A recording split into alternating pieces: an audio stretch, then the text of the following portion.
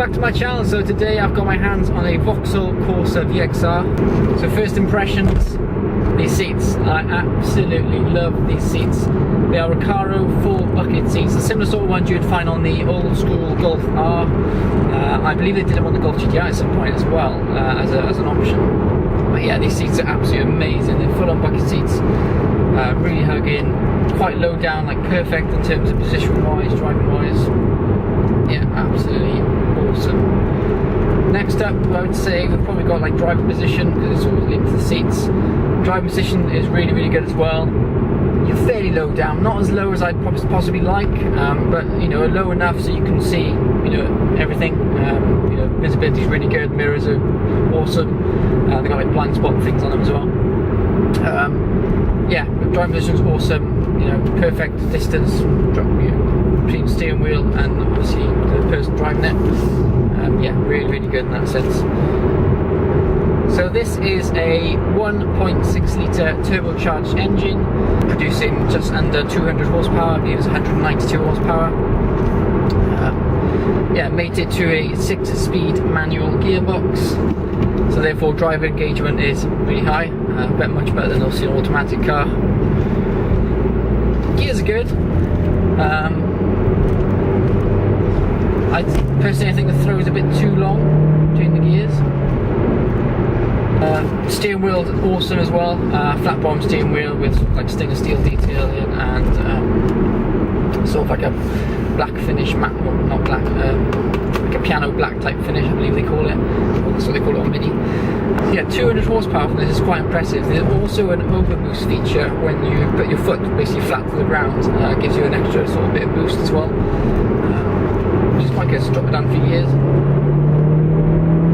Power is instant. There is obviously a power band, but it's fairly wide, so you tend to have power most of the time. Again, interior, it's a Vauxhall at the end of the day, so don't expect sort of Audi quality in terms of trims, plastics, etc.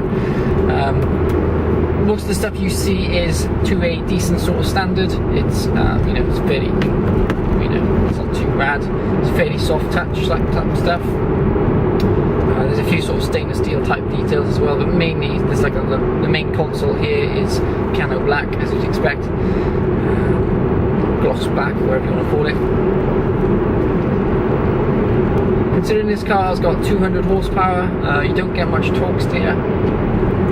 It tends to be fairly sort of accessible power as such. You don't need to work for it too hard, because like I said, the wide power band tends to keep you in the sort of high rev range, and therefore you keep in sort of turbo territory.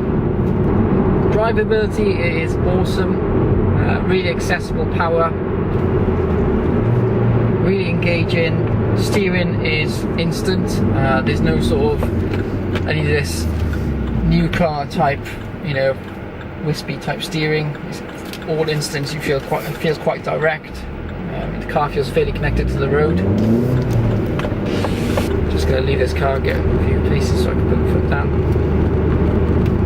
Okay, let's have a bit of a second gear pull. Drop it down a gear.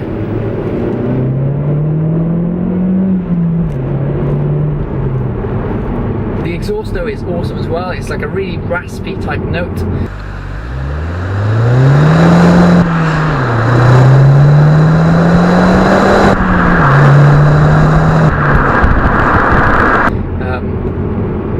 When you put your foot down, you notice when you're inside the cabin, you get the sort of induction noise, and sort of, which is a bit of a weird type noise. Like, I can't put my finger on it, but it's quite overpowering. Some people like it, some people hate it. I find it quite cool, quite quirky. You know, it's very different to other types of sort of 1.6 litre or turbo or 2 litre cars, 2 litre turbocharged cars. Overall, as a package, I think there's not many sort of hot hatches out there in this sort of price range with this sort of power. In terms of buying a second-hand Corsa VXR, there's a few things you need to sort of watch out for. Mainly being, obviously, like most cars, try and buy a standard car. You know, it's a car that has been thrashed every single day of its life. You know, tend to. The other thing as well is get a car that's got a full service history.